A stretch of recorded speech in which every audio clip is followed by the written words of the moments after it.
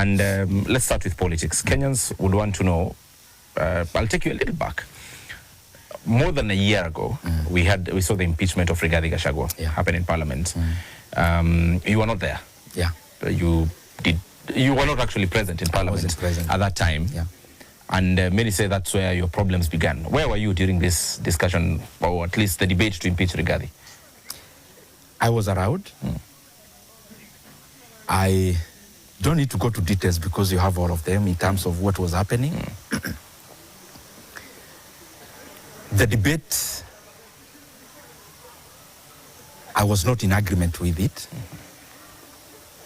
And I told the people who are propagating it that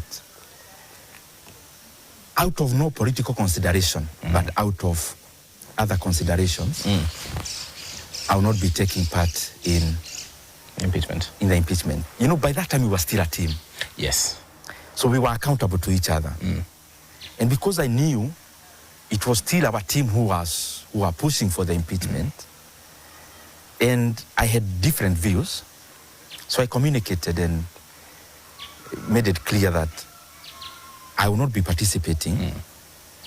And I actually gave a rejoinder that any consequences that would come up from that, I will not blame it on anyone. Okay. Because for me, it was more of a deeply personal reasons.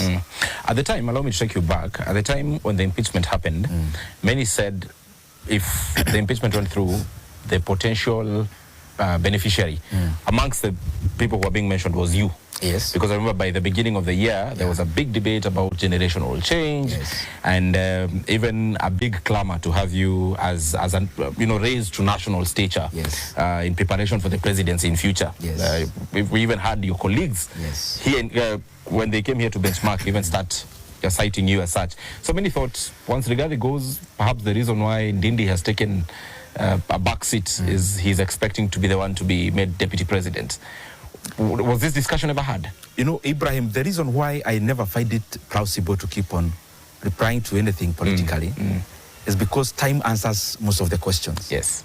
Like the question you just answered, you just asked, time answered it. Time answered it in terms of what was thought was not. But to put it into context, look at it this way, Ibrahim. I went to the campaigns. I'm not trying to change them, but I don't think there is any politician who attended morals for our camp in the previous campaign period than I did. During that time, and even previously, you know, campaign never started in 2022. It started way before. Yes, sure. We had a very close working relationship with the candidate then, who is the current president, the former deputy president, and the entire team, basically. Remember, I was arrested at some point because of this cause. I mean, there was no other reason. I remember. Mheshimiwa Rigathi Gachagua was also arrested. And when the authorities were looking for him, and I'm saying it because he has put it the same way, I will never have said it. Yes. Except that he said it. He actually used to come to my home to hide there. Yes. He would leave his phones at his home. He would come at my place. We read Gazette there. And then I mean, that was how close we were. Yes. Now, after winning, you know, people are busy on their own things. Me, I'm busy here with the chairmanship. He's also busy with his docket. Everyone was busy. Yes. Because of the nature of my work then, as chairman of budget, you keep very close attachment with the members of parliament. And they are still my friends. So they could invite me to their areas. And I could go. I went to so many counties. I remember seeing you in Marsabit. Yes, and Marsabit. You even donned their traditional regalia and spoke in Kiborana. Yes, I thought you were borrowing from the William Ruto style of politics. Because that's what he does. That's William Ruto's brand of politics. So I thought indeed you're preparing for that national level. Let me tell you, put it clearly where the shock came. But let me first clear that issue. Sure. So when the impeachment came, remember I was still going around. There was still some unease it's good to be honest. Yes. There was some unease between me and the former deputy president, but it was not so much in the open. But there was some unease. So even by the time impeachment came, we were friends, but not as close as we used to be. But you're trading barbs, seriously? No. I mean, check any video. Not you in person. Truly I can't attribute any statement to you. Yeah. But in a rally where you are with your colleagues who are advancing the generational change and all that, they really traded barbs, and you needed not to be a rocket scientist to know who the barbs are directed to. Okay, let me speak for myself. So by that time then of the impeachment, when it came, we all had to make decisions. I decided, and my considerations were very simplistic. One, if I were in the same position, would the same be what I would expect from the people who were my friends a year ago? Then I thought, even if you are competing politically, I don't think it was to reach there. Secondly, my consideration number 2 was, am I the one who put the former deputy president there? No. So how is it my role to do the otherwise? So some of those considerations to me, and the clarity in terms of the heart that came with it, I knew I was making the right decision. Yes. And I told our team, I will not participate, and any consequence that may come, I don't want to blame anyone, because this is my own personal decision. Yes. And it happened. In hindsight, and with all the consequences already seen, both on you, on the politics of the regime, is there anything you'd have done different? No. Ibrahim, what I have, beyond being a politician, I also try and pray and also try to see what God would want me to do. So in some circumstances like those,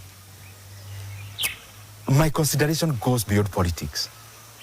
So life is we are a sum total of what we are, or the experiences we have been.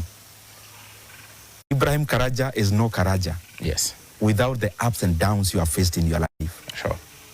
So Ndindi Nyoro now, I am at peace. To me, it's something without any price.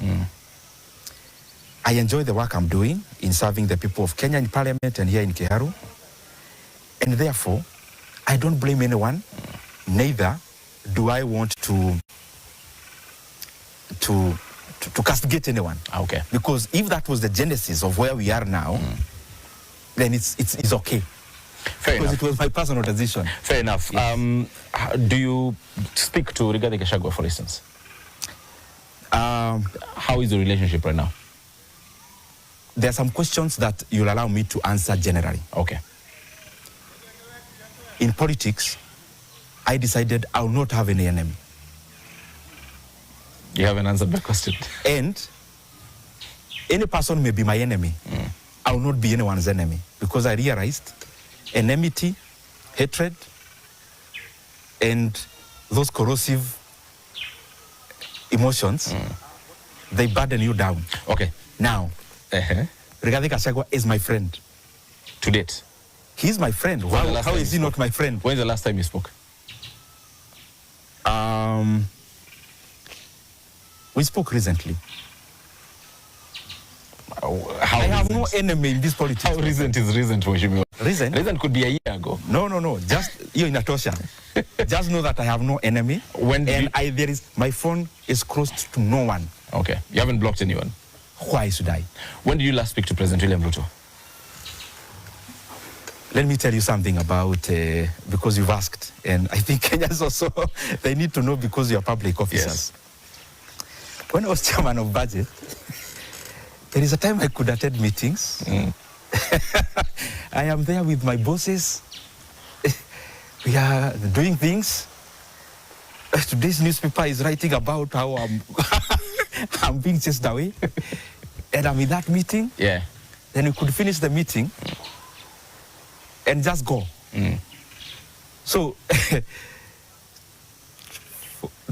to reach where we reached, There was no conversation anywhere about, oh, we want you to pave way for this, we want to do this or this. The same way you are reading on newspapers is the same way I was reading on newspapers about myself. Yes. So, I think the last time we spoke could have been around the last times I served as the chairman of budget. Okay. Yeah. Okay. Is there bad blood? I mean, you're a lawmaker, he is a president, you are all serving the same people. I have told you from where I sit, many people sit down to plan things. Politics, that's what I've seen. People sit down to plan things. You have to always engage your mind on why those things are being planned, especially against.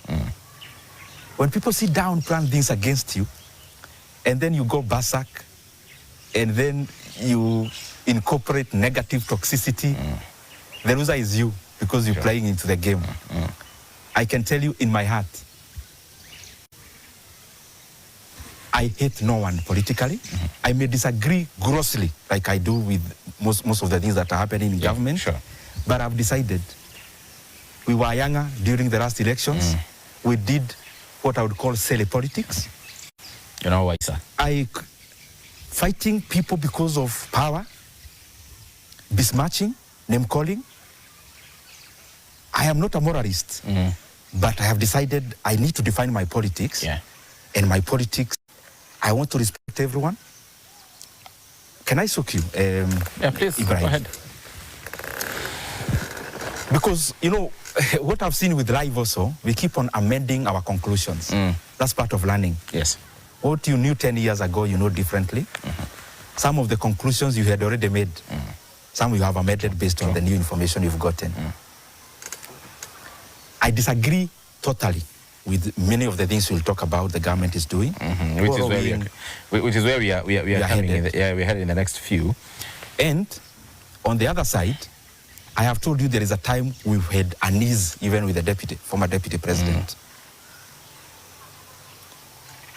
Now, let me give you a scenario so that you understand. There's a time the president came to Mount Kenya. Yes. And he was hosted by media stations in Sagana State Road. That was sometime this year. I think I covered that tour in the mountain. You must have covered. Yes, I did. Then he's there talking, and then one journalist asked him, what is your relationship with Member of Parliament for Keharu? Then, characteristically of him,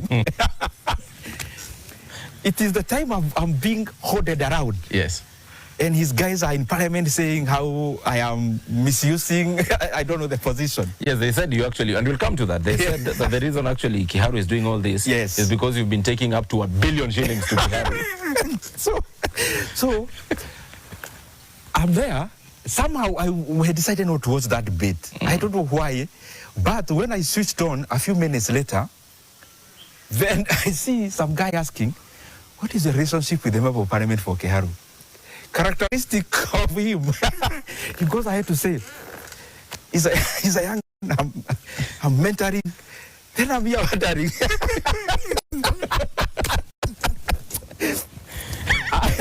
I'm here wondering, that statement, how is it related to the kind of things I am going through currently? So he's mentoring you at the same time. His people are...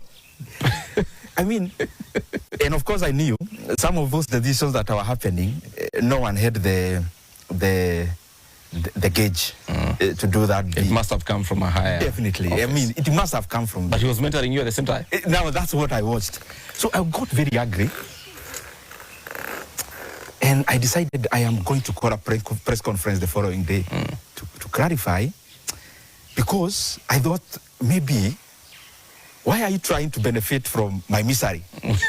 Because I was wondering, even naumia, what niumie? Yes. But then that's what was going on in my mind. So I decided I'm going to call a press conference for Monday, I think Tuesday. But then I made some few phone calls.